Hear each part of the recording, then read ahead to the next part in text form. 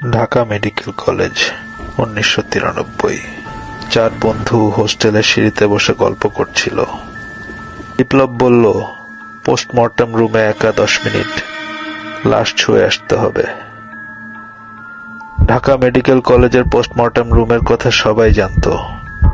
সাদা টাইলস, ঠান্ডা স্টিলের টেবিল আর নিথর দেহ, যেখানে মৃত্যু কথা বলে না কিন্তু তাকিয়ে থাকে।